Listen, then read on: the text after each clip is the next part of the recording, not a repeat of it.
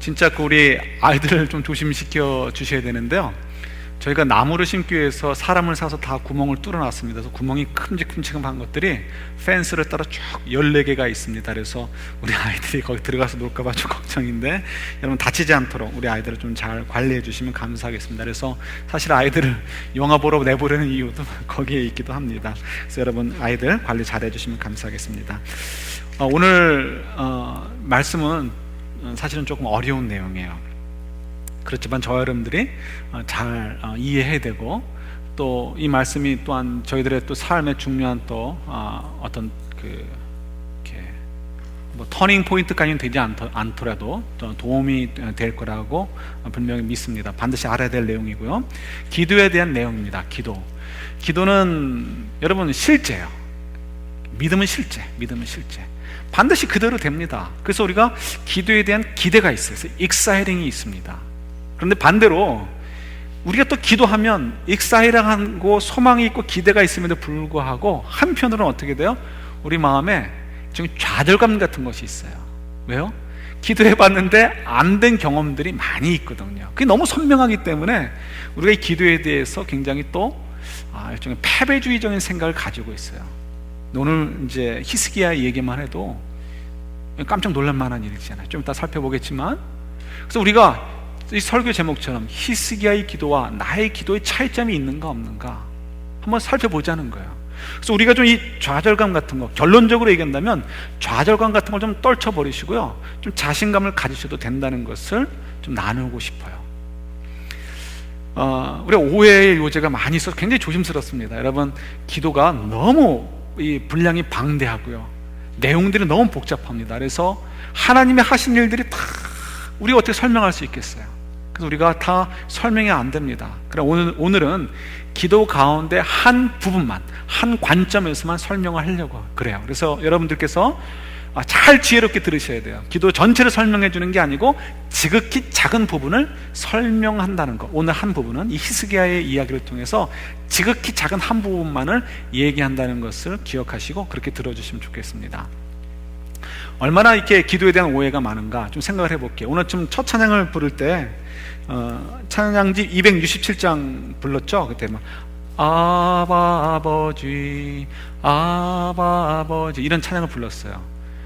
아버지는 알겠는데 아바는 뭐예요? 아는 분도 있어요, 그죠? 근데 또 한 5, 60대 되신 분들은 뭐예요? 아바 아버지는 스웨덴의 아바 아셔요? 그 그룹 아바 생각하고 아바와 아버지와 어떤 연관이 있나 이렇게 생각할 수도 있어요. 근데 아바 아버지는 이 번역이 문제, 이 번역하는 분들이 조금 좀 이럴 때는 좀 그 신학한 분들한테 좀 물어보면 좋은데, 이게 아빠예요, 아빠. 발음도 아빠, 뜻도 미닝도 아빠. 아빠 아버지 아빠 아버지 이해되시죠? 아빠도 잊어먹으셨습니까? 근데 아바 아버지 그러니까 이게 도대체 뭔지 아버지는 알 것 같은데, 그죠? 너무 쉬운 건데, 그죠? 조금만 알면 되는데 그 설명되지 않은 부분 때문에 송두리째 이 퀘스천 마크가 달아가는 거죠. 기도도 마찬가지예요. 물론 기도는 더 복잡해요. 더 복잡하지만 더 많은 분량들을 설명해야 되지만, 기도도 우리가 하나씩 알아가면은 우리가 좀 담대할 수 있어요. 담대할 수 있어요. 자, 한번 지금 살펴보려고 합니다. 지난 몇 주 전인가요? 정확히 한 2주 전쯤인 것 같아요. 어느 분을 만나서 얘기를 나누게 되었습니다. 저희 교회 성도분은 아니었어요. 그분이 이제 오래전에 어려운 일을 당해서 굉장히 힘든 상황을 겪었습니다. 그리고 심지어는 목숨이 왔다 갔다 할 뻔한 그런 위험도 그가 경험을 했습니다. 그런데 놀랍게도요, 하나님께서 기적과 같은 일들을 허락하셔서 일종의 급반전이 그의 삶 가운데 벌어지게 되었어요. 그래서 아직 깨끗하게 모든 것들이 해결된 건 아니지만 굉장히 많은 부분에서 정말 절망적이었던 것, 모든 것이 끝났다라고 생각되는 환경에서 급반전돼 가지고 소망을 향해서 갈 수 있는 위치로 바뀌어버리게 되었어요. 굉장한 일인 거죠. 굉장한 일. 그런데 이 분이 저를 만나가지고 얘기하다가 그런 얘기를 하시는 거예요. 목사님이 기도해 주셔서 그렇게 됐다는 거예요. 감사하다는 거예요. 제가 뭐라고 얘기하겠습니까? 뭐 조금 더 가감 없이요 얘기했어요. 아니요, 제가 한 거 아니에요. 제 기도 때문에 된 거 아니에요. 이렇게 얘기를 했어요. 그랬더니 또 그분이 얘기합니다. 아니요, 목사님 기도가 이렇게 정말 이렇게 해주셔서 됐고요. 얼마나 열심히 기도해 주셨습니까? 그리고 또 하신 얘기가 뭐냐면, 다른 분들도 주변에서 많은 분들이 기도를 해주셨대. 그리고 그분들이 얘기한다는 거예요. 집사님, 하나님 내 기도 들어주신 거야? 알지? 이렇게 얘기를 한다는 거예요. 그 얘기가 전적으로 틀린 건 아니에요. 그러나 우리가 여기 오해를 하시면 안 되는 거예요. 오해. 어떤 오해? 제가 기도하거나 어느 주변에 있는 분들이 기도해서 그분의 인생이 바뀐 거 아니라는 거예요. 왜요? 저나 주변에 있는 분들이 기도한 그 기도에 동참했던 분들은 엑스트라예요. 엑스트라. 이해되세요? 엑스트라가 뭔지 아시죠? 주연과 감독은 누구였을까요? 하나님이신 거예요. 하나님. 이게 무슨 얘기인가? 그죠? 이런 설교를 하고 났더니 오늘 1부 예배 끝나고 나서 어느 분에게 기도하자 그랬더니, 목사님이 기도하지 말라 그랬잖아요 이렇게 얘기하시던데, 그게 아니란 말이에요. 우리 사도행전 2장 한번 보겠습니다. 사도행전 2장.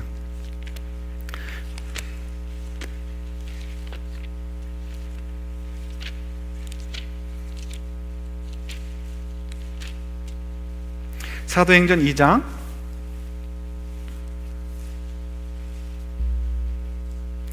12절 보세요. 죄송해요. 3장이요. 3장 12절. 예.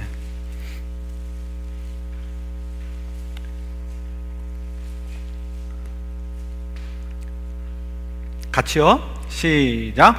베드로가 이것을 보고 백성에게 말하되, 이스라엘 사람들아, 이 일을 왜 놀랍게 여기느냐?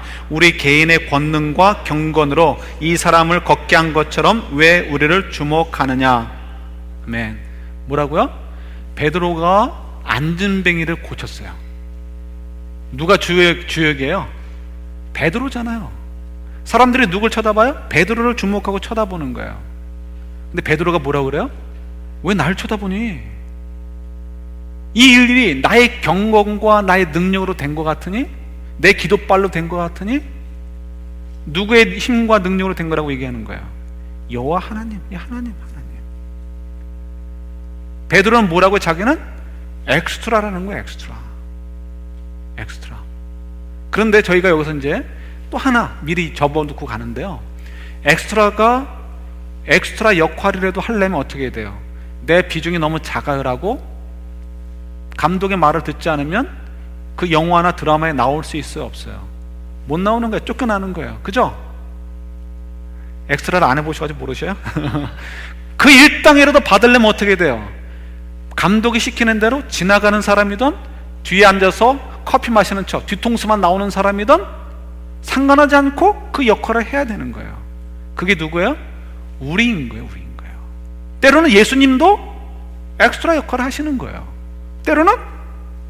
때로는이 아니고 나머지 모든 사람들은 뭐예요? 엑스트라.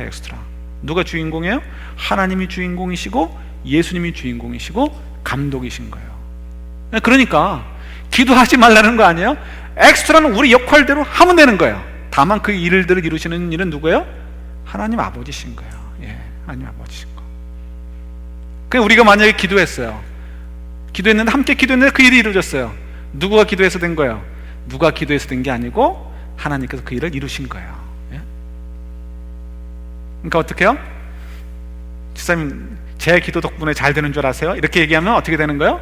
하나님 것을 도둑질하는 거예요. 그죠? 자, 이제부터 이제 우리 이제 자신감을 가질 수 있는 이제 도전을 좀 드립니다. 이제부터 히스기야의 이야기를 한번 들어가 볼게요. 자, 중요한 건 제가 지금까지 얘기한 거는 하나님 것을 도둑질하지 말되 엑스트라 역할, 그러니까 우리가 기도해야 될 거는 반드시 해야 된다는 것을 전제로 깔았습니다. 기도하지 말라는 거 아니에요. 이제부터 이제 들어갑니다. 여러분, 제가 이렇게 어려운 얘기 좀 드린 이유는 우리가 뜬구름 잡시 가다 보면 우리가 엉뚱한 거 쫓아가다가 인생 끝이에요. 그러나 우리가 분명하게 알아가서 좀 우리가 담대하게 좀 살아야죠. 그리고 정말 하나님의 역사가 우리 가운데 임하시도록 해야죠. 결론적으로 한다면 히스기야의 기도 아무것도 아니에요. 우리의 기도 우리가 더 잘날 수 있습니다. 잘난다는 게 우습지만 우리 기도가 그의 기도에 못지않은, 그러니까 못할 이유가 하나도 없다는 것을 먼저 결론적으로 얘기를 드리겠어요. 이게 오늘 저와 여러분들 나누고자 하는 메시지의 내용입니다. 히스기야 한번 얘기를 나눠볼까요? 히스기야 지금 20장의 내용을 지금 저희들이 묵상하는데 바로 전 19장에 어떤 일들이 있었죠? 기억하세요? 지난주에도 묵상했었던 것 같은데 예루살렘 성을 누가 지금 둘러싸고 있었어요? 아시리아. 예. 그냥 웬만한 외적이다 그러면 어떻게 해요? 아시리아 아니면 바벨론 찍으면 거의 맞아요. 그죠? 예. 특히 아시리아가 제일 많이 등장을 해요. 아시리아 군대가 18만 5천 명이죠. 숫자가 중요한 건 아니에요. 그러나 18만 5천 명 그러면 역사적으로 볼 때 과장되지 않고 당시의 최강대국이 정병들, 그러니까 훈련된 군사들을 동원할 수 있는 맥스에 해당되는 숫자입니다. 한 20만 명 정도가 맥스예요. 맥스 보통 18만 5천 명이면 아시리아 군대 주력이 내려왔다는 거예요. 그럼 빙 둘러쌌어요. 그런데 하나님이 이적적으로 그들을 몰살시키시고 아시리아 임금도 죽이셨어요. 그래서 이제 어떻게 돼? 아시리아가 팍 기울게 되고 주력 부대가 다 몰살당하고 임금이 죽었으니까 어떻게, 예. 그 다음에 나라가 기울 수밖에 없죠. 그 다음에 누가 떠요? 바벨론이 뜨는 거예요. 바벨론. 예. 자, 그런데 그 일을 경험했어요. 누가 그 일을 행하신 거죠? 그 일을 행하신 건 하나님이시지만 누가 괜히 설치게 돼요? 예, 히스기야 임금과 유다 백성들이, 예, 애들말대로. 이럴 때 좀 애들말 표현을 좀 할게요. 좀 이렇게 우리도 그럴 수 있으니까 좀 우리가 좀 경계하는 의미로 깝죽될 수 있는 거야. 깝죽될 수 있는 거야. 자기가 한 게 아닌데 하나님이 하신 건데. 좀 잠잠 들어가 볼게요. 그래서 하나님께서 그 배경 속에서 오늘 일들이 벌어지도록 허락하셨다는 것을 우리가 알고 읽으셔야 돼요. 그래서 성경 읽을 때는 어떻게 해요? 우리 항상 이 본문만 보면 안 되고 전후 문맥을 좀 이렇게 같이 이렇게 스트림처럼 이렇게 흘러가면서 보실 수 있어야 돼요. 자, 이런 상황에서 지금 히스기야나 유다 백성들이 조금 이렇게 업데이트 들떠 있을 때 이제 이런 일들이 벌어지게 되는 거죠. 히스기야가 얼마 동안이나 아팠는지 모르겠어요. 그러나 이제 얼마 동안 아팠고 어느 날 하나님이 이사야에게 임하셨습니다. 이사야에게 말씀하세요. 가서 히스기야 임금에게 가서 얘기하라는 거예요. 뭘 얘기하라고요? 너, 저희가 읽지는 않았지만 앞에 있습니다. 너 이제 죽을 때가 됐으니까, 너 곧 죽을 테니까 집을 정리해라. 그러니까 뭐예요? 왕이 계승의 문제도 해결하고 중요한 결제 있으면 결제하고 다음 임금이 뭘 해야 될지를 미리 좀 준비해 놓으라는 거죠. 그 얘기를 하러 이사야가 왕궁에 들어갔습니다. 히스기야가 그 얘기를 들었어요. 근데 저희들이 궁금한 게 있어요. 다른 임금들은 그냥 아프면 죽거나 나이 들어서 죽으면 끝이에요. 다윗도 마찬가지고요. 그런데 이상하게도 히스기야에게는 선지자를 보내신 거예요. 너 죽을 때가 됐어. 아니 뭐 굳이 왜 얘기를 해주셔요? 예? 우리가 퀘스천을 가져볼 만한 거예요. 이제 그런 퀘스천을 잘 모아보겠습니다. 그리고 나서 이제 이사야가 가서 얘기를 했는데요. 히스기야가 어떤 임금이에요? 경건한 임금이었어요. 신앙이 좋았어요. 하나님 앞에 순종하려고 했던 임금이에요. 그러니까 그 아시리아 군대가 와서 막 윽박질러도 눈 하나 까딱하지 않고 어떻게 하나님만 붙잡았던 사람이잖아요. 그래서 승리했던 사람이잖아요. 그러니까 어떻게 하나님의 뜻과 계획에 순종해야 되죠. 야, 너 죽을 때 됐어. 집을 정리해. 그럼 어떻게 돼요? 네, 알겠습니다. 하나님의 뜻대로, 계획대로 제가 순복하겠습니다. 제가 준비하겠습니다. 이래야 되는 거 아니에요? 누가 이랬어요? 모세가 몇 년 동안을 하나님을 섬겼어요? 80년을? 다 빼고도 80년을, 광야에서만 80년을 하나님을 위해서 섬겼어요. 뭘 하기 위해서? 가나안 땅에 들어가기 위해서.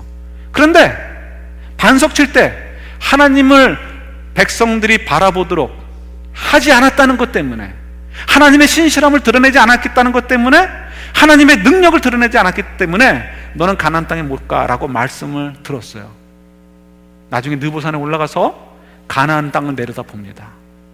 우리 도봉산 올라가면 서울이 쫙 보이는 것처럼, 트윈픽에 올라가면 어떻게 해요? 샌프란시스코가 탁 들여 보이는 것처럼 눈에 보이는 거예요. 그런데 어떻다고요? 그 손을 뻗으면 닿을 것 같은 그 가나안 땅, 80년을 내가 기다리고 그것을 위해서 애썼는데 하나님이 가지 말랐다고 한마디 하셨다는 것 때문에 모세가 징징거리지 않았어요. 네, 하나님 뜻대로 하십시오. 그리고는 거기서 인생을 마무리했어요. 오히려 모세가 하나님 앞에, 하나님 좀 저를 좀 도와주셔서 제가 꼭 들어가게 해주세요, 용서해 주시고 꼭 들어가게 해주세요, 이래야 될 판인데 모세는 그냥 갔어요. 그런데 히스기야가 어떻다고요? 히스기야도 하나님 앞에 경건했던 임금이었지만 그는 어떻습니까? 하나님한테 징징거리는 거예요. 눈물을 흘리며 벽을 보고 기도하는 거예요. 애들이 징징 짜면서 고집 피우는 거와 똑같죠, 모양이? 근데 그 일이 벌어지고 나서요, 재밌는 거예요. 왜 히스기야도 거기서 하나님 말씀에 그대로 순복하지 않고 도전을 했냐는 거예요. 또 이제 히스기야에게 말을 전한 이사야가 궁정에서 나와서 자기 길을 갑니다. 예루살렘 성 안에 있는 거예요. 예루살렘 성이 얼마나 크냐면 굉장히 작아요. 저도 샌프란시스코가 미국의 대표적인 도시라 굉장히 큰 줄 알았어요. 근데 10 by 13 마일이라면 맞죠? 10 by 13 마일, 조그만 땅덩어리, 한국의 구도 될까 말까 할 조그만 땅덩어리가 세계 제1의 나라의 대표적인 도시 가운데 하나잖아요. 근데 예루살렘은 훨씬 작았어요. 넓게 잡아줘야 0.6마일 by 0.6마일. 얼마나 작아요.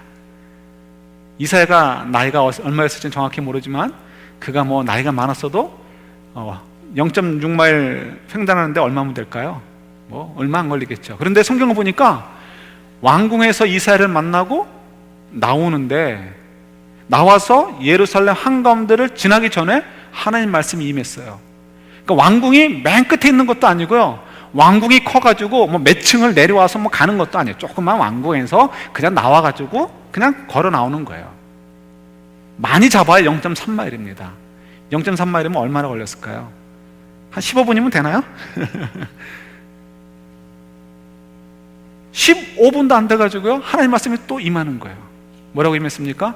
너 다시 히스기야 임금에게 가서 뭐라고요? 네 병은 고쳐줄 거야, 이런 말을 전하라는 거예요. 15분 전쯤에, 넉넉 잡고 15분 전쯤에 가가지고는 당신 하나님이 죽이시기로 결정하셨습니다. 돌아가셨을 때 했으니까 생을 마무리할 준비를 하십시오. 그리고 나와가지고는 15분 만에 다시 돌아가가지고 뭐라고요? 하나님 마음이 체인지 되셨습니다. 살으셨습니다. 이거 뭐, 그죠? 이거 웃기는 거 아니에요? 이런 일들이 벌어진 거예요. 거기다가 보너스를 또 주시는 거예요. 2개 주시는데 하나는 뭐예요? 몇 년을 연장해 주셔요? 15년. 15년 개런티예요, 개런티. 이거는 건강을 유지하면 15년이 아니고요, 무조건 15년, 15년. 완전 개런티예요, 개런티. 여기 15년 개런티 받은 분 있어요? 없잖아요. 그 다음에 뭐예요? 못 믿겠냐고 징표를 보여주신대요. 징표도 그림자를 10도를 뒤로 백하는 거예요. 지금 지구가 한 10몇만 킬로미터로 돌아가죠. 그걸 거꾸로 돌리려면 어떻게 돼요? 우리가 이렇게 뒤로 자빠질지도 몰라요. 근데 하나님 능력으로 그런 일들이 벌어지지 않고 그런 일들을 행하셨단 말이에요. 히스기야가 자기가 요구하는 게 뭔지도 모르고 요구한 거죠. 사실 엄청난 일들을 행하셨어요. 자, 그러면 이제 우리가 이런 것들을 모아가지고 한번 정리해 보자고요.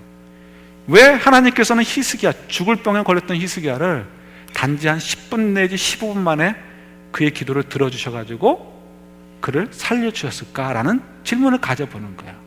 도대체 그가 어떻게 기도했기에? 그걸 우리도 배워야 될 거 아니에요. 첫 번째 이렇게 생각해 볼 수 있어요. 히스기야는 워낙 경건한 임금이었기 때문에, 경건한 사람이었기 때문에 영성이 워낙 깊어가지고 요즘 말로 영빨이 있어가지고 기도빨이 있다는 거죠. 기도하면 직통계시처럼 팍팍 하나님 들어주셨을 것이다, 이렇게 생각할 수 있어요. 그게 맞을까요? 틀릴까요? 아니죠. 아니란 말이에요. 좀 이따 설명하겠지만 히스기야가 금방 또 자빠지는 걸 우리가 또 발견하게 됩니다. 그거 아니에요. 그 도대체 왜 하나님께서 히스기야를 15분 만에 그 모든 일들이 벌어지도록 해주셨다는 거예요. 이유는 뭘까요? 우리가 어떤 일들이 굉장히 어려운 일인데 갑자기 그것이 척척척척 진행이 되는 거를 보게 될 때 어떤 생각을 하게 됩니까? 우연히로서 복이다, 뭐죠? 운 좋다, 이렇게 얘기할 수도 있을런지 모르겠지만, 혹시 사람들이 할 만한 일들이라면 이것 쟤들끼리 짜고 하는 거 아닌가, 이런 의심이 들 때 있잖아요.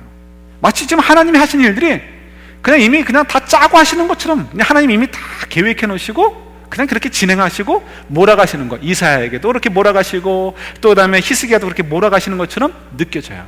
하나님이 이미 다 시나리오 써놓으시고 계획 다 해놓으시고 포지션마다 요소마다 다 뭐 장치들 만들어 놓고 하나님이 그냥 그것으로 몰아가시는 것 같아요. 그러니까 이렇게 모든 것들이 탁탁탁 맞아 떨어져서 15분 만에 다 이루어지죠. 근데 이게 맞다는 거예요. 이게 맞는 거예요. 여러분, 요거를 이해하셔야 되는 거예요. 요걸 이해하셔야 돼요. 요걸 이해하셔야 히스기야의 기도가 우습게 보이는 거예요. 그리고 나도 하나님의 무한하신 능력 가운데 우리도 들어갈 수 있는 거예요. 오늘 설명을 드리도록 할게요. 왜 그렇다면 하나님께서 그런 일들을 계획해 놓으셨을까 생각해 보는 거예요. 여러분, 잘 쫓아오셔야 돼요. 잘못하면 다른 생각 들으실 수 있어요. 자, 아까 말씀드렸듯이 히스기야는 지금 조금 업돼 있어요. 큰 승리를 맛보았어요. 만약에 남유다가 조금만 더 큰 나라였으면은 18만 5천 명의 정병들을 무찔렀을 때 그 군사들을 이끌고 가가지고요, 자기들의 군사를 이끌고 가가지고 알렉산더 임금처럼 한 건 할 수 있는 그런 타이밍이었습니다. 그만큼 큰 승리였어요. 엄청난 큰 승리를 누린 거야. 그것을 하나님이 하셨지만 어쨌든 그 현장 속에 있었고 그 주인공처럼 그들이 드러나 있는 거예요. 굉장히 업돼 있어요. 그래서 하나님께서는 지금 그 업돼 있는 상황에서 그들에게 주시는 교훈이 있어가지고 지금 히스기야에게 병이 걸리게 하시고 그 병을 하나님 능력으로 고쳐주시고 빛그림자가 10도 뒤로 물러나는 일들을 지금 진행하시는 것을 우리가 알으셔야 돼요. 이제 설명을 들어갑니다. 업돼 있는 상태가 있어요. 첫 번째로 왜 하나님께서 이런 일들을 이루셨는가? 첫 번째는 히스기야에게 교훈을 주시기 위함이에요. 히스기야가 굉장히 어떻게 해요? 슬쩍 자신감이 생기는 거예요. 자신감이 생기는 건 좋은데 그 자신감이 하나님께 있어야 되는데 마치 자기가 무슨 일을 한 것처럼 나의 경건함이나 나의 능력으로 그 일들이 된 것처럼 착각에 빠질 수 있단 말이에요. 그래서 어떻게 해요? 너는 아무것도 아니야 하는 것을 알려주시기 위해서 치시는 거예요. 병이 걸렸어요. 병이 고침을 또 하나님의 능력으로 받게 되었어요. 그럼 어떻게 돼요? 야, 그렇구나. 나는 하나님 외에는 없어. 나의 자랑거리는 하나님밖에 없어. 나의 능력도 하나님밖에 없고 나는 하나님 외에는 다른 것이 아무것도 없는 존재구나 하는 것을 고백해야 되는 거예요. 그걸 위해서 하나님이 히스기야에게 이런 일들을 허락하신 거예요. 근데 히스기야가 금방 이 일에 실패해요. 히스기야가 병들었다는 소식을 듣고서 바벨론에서 사절단을 보냅니다. 사절단을 왜 보냈냐면 당시에 아직 아시리아가 완전히 무너진 건 아니니까 이 신흥 후발주자인 바벨론이 아시리아를 이기기 위해서 주변을 좀 관리할 필요가 있는 거예요. 그러니까 남유다도 관리하는 거예요. 관리하는 거예요. 그래서 이 히스기야 임금에게 보냅니다. 또 거기다 큰 승리를 누렸으니까 도대체 어떤 조그만 나라에서 그 도대체 어떤 나라이길래 그 큰 승리를 누렸을까 확인하고 싶었겠죠. 그래서 사전단을 보냈어요. 예물을 가지고 그리고 왔어요. 그런데 그 오는 도중에 벌써 이 히스기야는 깨끗이 나왔잖아요. 그러니까 히스기야가 기분이 좋아가지고 하나님이 주시는 메시지를 놓쳐버린 거예요. 놓쳐버리고 어떻게 돼요? 자기의 조그만 힘을 자랑하고 싶은 거예요. 그래서 그 바벨론의 사절단이 왔을 때 자기가 가진 재산들을 다 보여주는 거예요. 그리고 심지어는 여호와의 성전에 헌금으로 드려진 그 모든 것들도 금은 이런 것들 다 보여줬어요. 누구에게 보여준 거예요? 도둑놈에게 우리 집에 이런 것도 있어 이런 것도 있어 하라고 선전한 것과 똑같이 되게 된 거죠. 하나님 뭐라고 얘기했습니까? 하나님만 자랑하라고 얘기했는데 그걸 깨닫지 못하고 어떻게 해요? 자기 조그만 힘을 자랑하는 거. 왜요? 업돼가지고 하나님이 하신 일임에도 불구하고 마치 나의 경험과 나의 능력으로 된 것처럼 돼가지고 그걸 놓쳐버리는 바람에 하나님의 중심을 놓지 못했어요. 그러니까 어떻게 돼요? 결국 그가 살아있는 동안은 바벨론에게 침공을 받지 않지만 그가 죽은 다음에 그의 자녀들 때 나라가 멸망하게 되는 것을 보게 되는 거죠. 첫 번째 메시지가 뭐였다고요?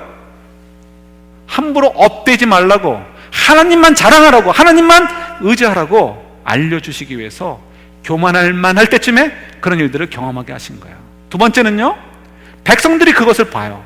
왕궁 안에서 이루어졌다고 해서 아무도 모를까요? 아니죠. 이게 널리 소문나고 퍼졌겠죠. 백성들도 업돼 있었어요. 그런데 뭐라고요? 그래, 맞아. 우리가 아시리아 군대를 물리친 것도 우리의 능력이 아니었고 우리 활 하나 쏘지 않지 않았는가? 하나님의 능력으로 전적으로 되었지. 우리 임금님, 우리 리더의 죽고 사는 문제도 하나님께 달려있지. 그렇지, 우리는 하나님만 바라봐야지.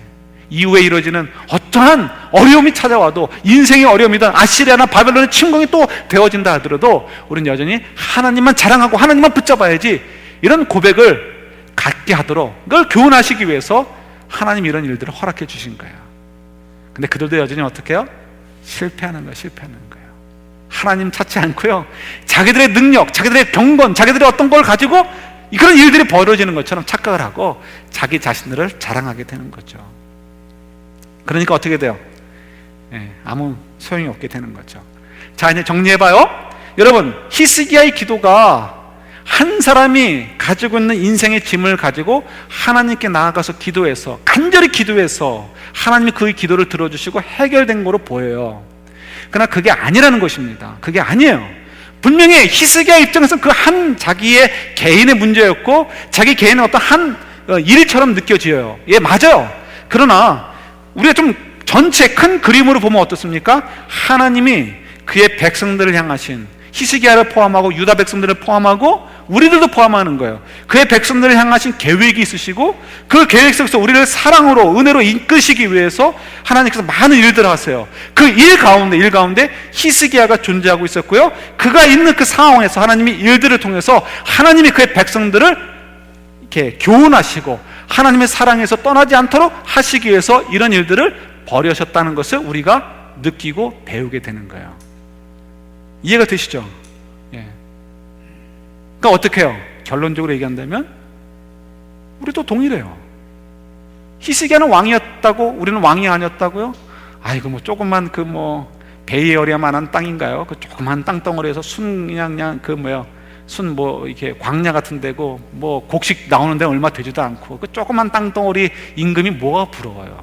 우리 여러분들이 더 잘 살아요. 너무 더 배부르고 더 좋은 옷 입고 더 마음껏 살아요. 그거 상대적으로 비교할 것도 아니고요. 비교할 가치도 없어요. 히스기야도 그 나라의 임금으로서 있는 것은 자기가 잘나서 윤택한 것을 누리기 위해서 있는 것이 아니고 우리 에베소 2장 10절대로 하나님의 선한 일을 위해서 그가 보냄을 받아서 그 역할을 하고 있는 거예요. 우리도 마찬가지예요. 하나님의 선하신 계획을 이루기 위해서 이 땅에 보내심을 받은 자들이에요. 믿어지십니까? 예? 그걸 위해서 우리가 존재해요. 히스기야가 기도해서 기도의 응답을 받은 것도 뭐예요? 하나님의 그 계획 속에서 그 선한 일을 이루기 위한 하나의 방편으로 기도되어졌던 것이고, 그러니까 응답이 되어졌어요. 우리도 마찬가지예요. 우리가 그 큰 그림 속에서 우리를 바라보고 하나님의 음성을 듣고 기도하게 된다면 어떻게 돼요? 기도가 되겠어요? 안 되겠어요? 당연히 되는 거예요. 당연히 되는 거. 왜 히스기야는 되고 우리는 안 돼요? 히스기야보다 우리가 더 큰데. 더 큰 거 모르셔요? 세례 요한이 커요? 히스기야가 커요? 세례 요한이 크죠? 세례 요한이 커요? 저희가 커요? 우리가 커요. 키도 크고, 예? 키도 크고. 예수님이 우리가 더 크다고 개런티 해주셨잖아요. 성령의 능력들을 더 우리가 마음껏 발휘할 수 있다는 거예요. 성령의 능력으로 우리가 그렇게 쓰임 받는 시대가 되었다는 거. 우리가 잘나서가 아니고. 근데 우리가 왜 주눅들어 사냐는 거예요. 우리 한 가지만 조금만 더 얘기하고 말게요. 하나님이 우리에게 기도 가운데 요청의 기도를 하게 요구하시는가, 요것만 조금만 설명드리고 말씀드릴게요. 우리가 흔히 하기 쉬운 오해가 있어요. 이것도 좀 기도에 대한 오해일 수 있는데,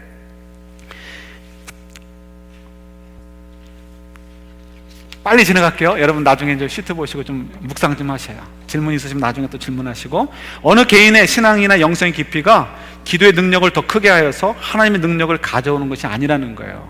하나님의 계획 속에 보셔야 돼요. 그 계획 속에서 내가 쓰임받을 수 있도록 하셔야 되는 거예요.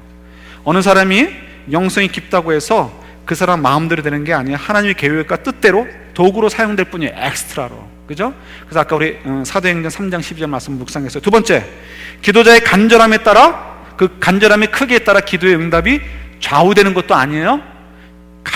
성경에서도 가장 간절하게 기도했던 분이 누구예요? 예수님. 오죽하면 땀방울이 핏방울이 되겠어요. 그런데도 뭐라고요? 응답되지 않았어요. 오히려 예수님이 하나님의 뜻에 자기를 체인지해 드린 것을 보게 돼요. 그죠? 예. 사도 바울도 마찬가지고 다윗도 마찬가지고. 3번이요. 우리의 정성이 하나님의 능력의 역사를 담보하지 않아요? 그래서 뭐예요? 중언부언하지 말라. 우리 그 불교분들이 3000배, 5000배 하는 것처럼 내가 이렇게 하나님께 정성을 드리면 하나님이 들어주지 않겠는가? 아니야. 우리가 기도하면서 구하는 것은 하나님의 뜻을 알려주시고 그 속에서 우리가 기도하도록 요청을 하는 거예요. 그러면 어떻게 돼? 하나님 뜻을 알고 그 안에서 기도하게 되면 해가 10도 뒤로 물러가고 15년 개런티 되는 이런 일들이 우리 가운데 얼마든지 벌어지는 거죠. 네 번째, 하나님의 영광을 위해 좋은 것이라고 생각되는 것도 우리의 판단에 그칠 경우가 많다는 거예요. 우리가 생각할 때는 야, 이건 당연히 하나님의 영광을 위해서라도 이렇게 해주셔야 되는 거 아닙니까? 라고 기도하는 내용들이 있어요. 그 우리 착각이라는 거, 우리 생각. 우리가 에스겔서에서 묵상할 때 말씀드렸지만 남유다가 결국 멸망해요. 바벨론에게 멸망합니다. 이 히스기야 임금이 업되는 바람에 멸망하게 되었어요. 깐족거리다가 멸망한 거죠. 멸망했는데 그때 한 번에 끌려간 게 아니고 세 번에 걸쳐서 포로가 끌려갑니다. 첫 번째는 603년경에 첫 번째로 끌려가요. 그때 끌려간 사람이 다니엘서를 쓴 다니엘이에요. 다니엘. 그 다음에 다니엘서 앞에 어떤 성경이 있어요? 에스겔서가 있어요. 에스겔은 한 597년경에 끌려가요. 두 번째로. 세 번째 멸망한 거는 586년이에요. 그런데 에스겔이 끌려갔을 때 그발강가에 이제 일종의 정착점, 난민촌을 만들어 놓고, 난민이 아니죠, 그 포로촌을 만들고 포로들이 거기서 살도록 했어요. 유다 사람들이, 포로들이 거기 모여 살면서 무슨 얘기 했을까요? 하나님이 우리 하나님의 도석인 예루살렘을 포기하지 않으실 거야. 결국 바벨론은 아시라처럼 물리쳐가지고 우리를 고국 땅으로 돌아가게 하실 거야. 늘 기다리는 건 뭐예요? 예루살렘으로부터 그런 좋은 소식을 가지고 올 사람들, 그러니까 사신들을 기다리고 있는 거예요. 그들이 생각할 때 뭐예요? 하나님의 영광을 위해서 하나님 반드시 예루살렘을 지키실 거야, 이런 생각을 가지고 기도했던 거예요. 그때 거짓 선지자들이 뭐예요? 걱정하지 마, 잘 된다 격려했어요. 에스겔은 뭐라고 해야 돼요? 여러분의 기대대로 되지 않고 예루살렘은 멸망하게 될 것입니다. 그러니까 사람들이 또 왕따 노는 거죠. 왕따 노는 거. 근데 어떻게 됐어요? 그들이 생각할 때는 하나님의 영광을 위해서 예루살렘이 존재해야 되지만 그건 그들의 생각이고 하나님의 계획은 전혀 아니었다는 거예요. 그러니까 저들이 이건 하나님의 영광을 위해서라도 해주셔야 됩니까? 라고 하는 거를 사실은 조심해서 얘기하셔야 되는 거예요. 다섯 번째, 마지막이에요. 우리가 볼 때 유익하다고 생각되어지는 것이 사실은 참 유익이 아닐 수도 있어요. 예를 들어서 사도 바울이 3차 선교 여행을 끝내고 예루살렘으로 갈 때 여러 번에 걸쳐서 이 예언자들이 예언을 하게 됩니다. 무슨 예언을 하나요? 당신이 올라가면 붙잡힌 바 되고 고난을 당할 것이고 죽임을 당하게 될 것입니다. 예를 들어서 사도행전 20장에 보면 22절부터 24절까지도 그런 내용이 있어요. 나중에 보세요. 그때 사도 바울이 갈 때 사람들이 어떻게 기도했겠어요? 이런 하나님이 예언을 주셨으니까 당신 절대로 올라가지 마십시오 라고 기도하지 않았겠어요? 분명히 사도 바울에게는 이것이 유익이다라고 생각했어요. 그러나 사도 바울은 알았어요. 그게 영성의 차이죠.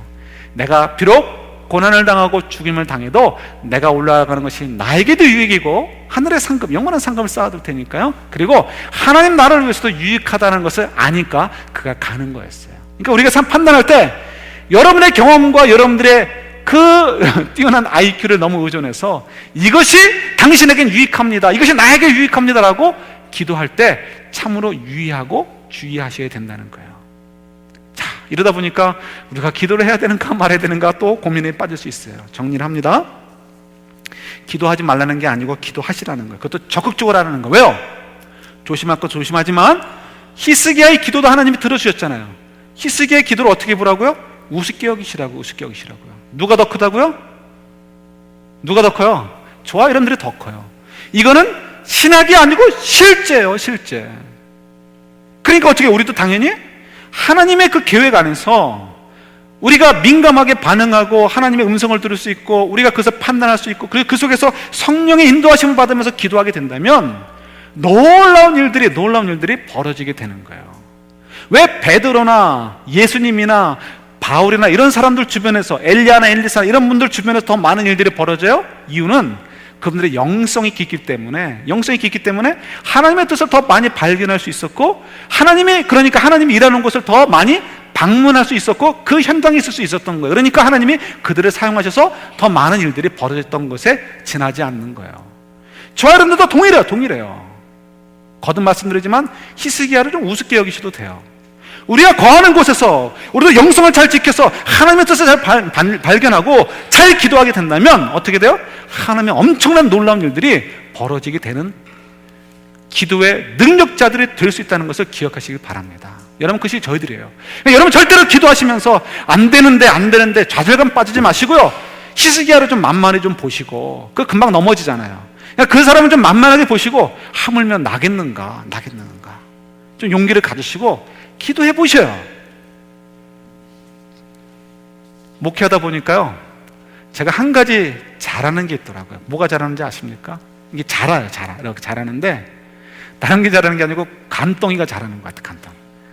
겁이 좀 없어지는 것 같아요. 손에 쥐고 있는 건 아무것도 없지만 간덩어리가 커지는 것 같아요. 간이 작으면 저 나무 저런 거 사왔겠습니까? 이미 다 자란 나무 아니면 그냥 대충 심어버리고 말죠.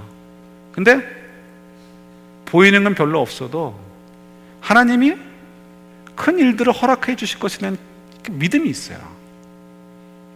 그래서 이왕이면 잘 가꾸고 싶어요. 지금 당장 아니라 할지라도 10년 후, 20년 후에 빛이 난다 할지라도 그럼 뭐 문제가 되지 않아요. 왜냐하면 우리들의 때가 5년에 끝날 것도 아니고 1년에 끝날 것도 아니고 불안해하지 않기 때문에 그래요.